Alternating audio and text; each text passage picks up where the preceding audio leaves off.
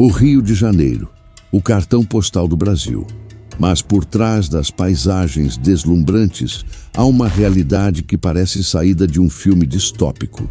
Tiroteios diários, bairros dominados por facções e milícias, e uma população que vive entre o medo e a descrença. A pergunta é: o que aconteceu com o Rio? Em 2024, o Rio registrou mais de 4.000 mortes violentas, quase 12 por dia. Em muitas áreas, quem manda não é o Estado.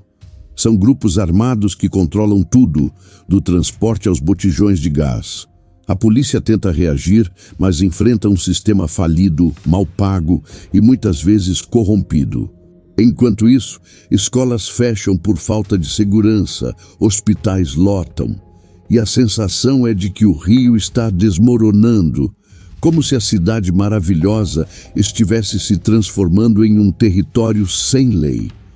Um lugar onde a esperança está sendo substituída pelo medo e a beleza pela sobrevivência.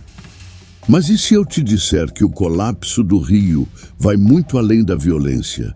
Que a crise econômica, a corrupção e a dívida bilionária estão empurrando o Estado para um ponto sem volta?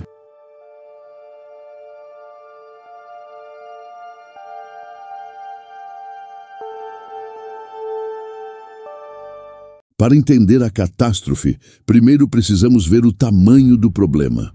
O estado do Rio de Janeiro tem hoje cerca de 16,05 milhões de habitantes.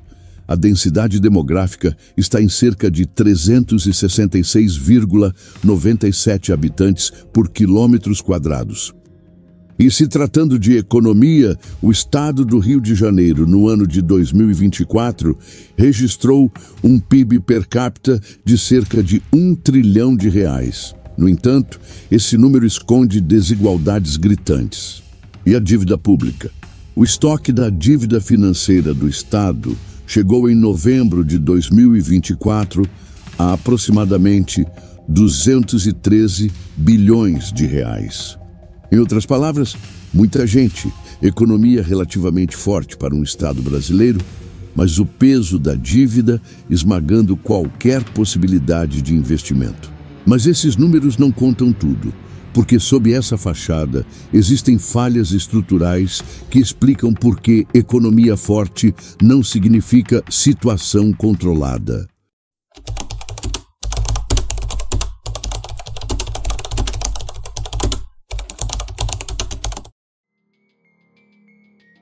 Quando falamos em situação catastrófica, não é apenas dívida, é o que essa dívida impede que aconteça, ou o que o Estado não consegue mais entregar.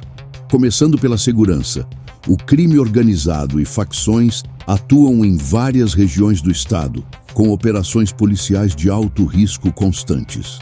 Exemplo recente, mega operação com dezenas de mortos. Serviço público, hospitais lotados, déficit de leitos, escolas com estrutura precária, transporte público que falha, infraestrutura. Obras olímpicas e para a Copa que custaram bilhões não parecem ter produzido legado à altura, e a população sente. Segundo a Serasa, o RJ é o estado com maior número de pessoas endividadas, cerca de 7,3 milhões de pessoas, ou cerca de 53% da população do estado. Ou seja, a vida cotidiana está afetada, não apenas pelos números macro, mas pelo que o cidadão vê ao seu redor. A crise do estado do Rio de Janeiro tem raízes, e algumas são bem conhecidas, outras menos. Primeiro, a dívida. Como vimos, o estoque da dívida financeira atingiu 213 bilhões de reais. Isso veio depois de décadas de refinanciamentos, entrada no regime de recuperação fiscal, RRF, em 2017. O RJ foi o primeiro estado a aderir. Segundo, eventos internacionais.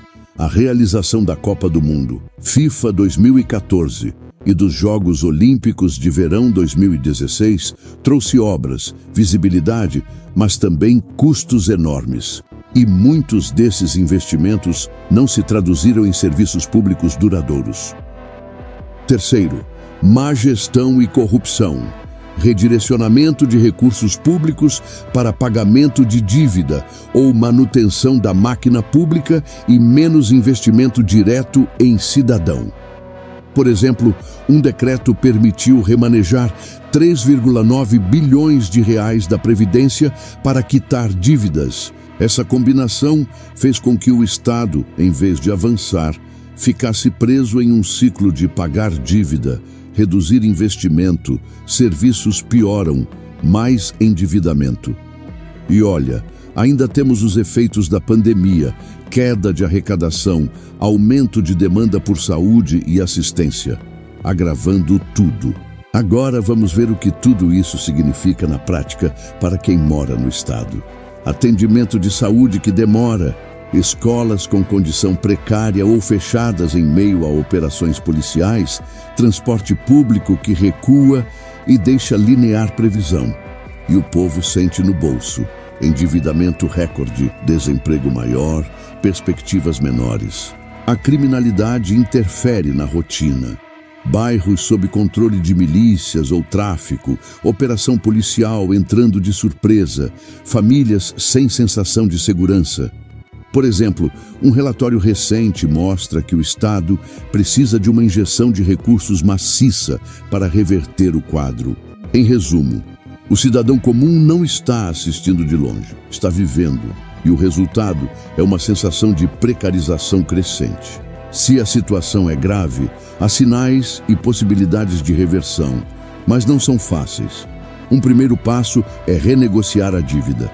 Por exemplo, o governo federal, por meio do Tesouro Nacional, em 2025, quitou garantias de dívidas no RJ no valor de cerca de 2.387 bilhões, apenas em julho. Isso mostra que há suporte, mas insuficiente frente ao tamanho do problema.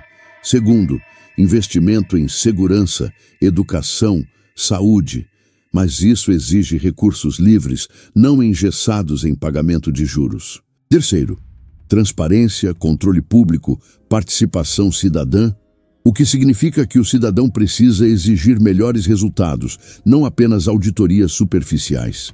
Mas os desafios são enormes. Manter serviços básicos quando mais de 200 bilhões estão comprometidos com dívidas.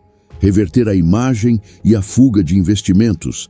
Atrair empresas quando a segurança e infraestrutura ruim jogam contra. Em resumo, a rota existe, mas o tempo está curto e a vontade política precisa se juntar à mobilização social. Para fechar, o estado do Rio de Janeiro está hoje em uma encruzilhada. Tem população, tem economia, tem história, mas está atolado em dívidas, serviços deteriorando-se e violência crescendo. A catástrofe não é só financeira, é social e afeta cada cidadão. Mas as evidências mostram que a virada é possível se houver transparência, coragem política e mobilização social. Você, espectador, pode fazer parte disso, questionando, informando-se, participando. Então, se você gostou deste vídeo e quer ver mais investigações desse tipo, inscreva-se agora no canal, ative o sininho, deixe seu comentário. Qual desses 3 caminhos, renegociação da dívida, melhoria de serviços, mobilização social, você considera mais urgente para o Rio de Janeiro? Obrigado por assistir e nos vemos no próximo vídeo.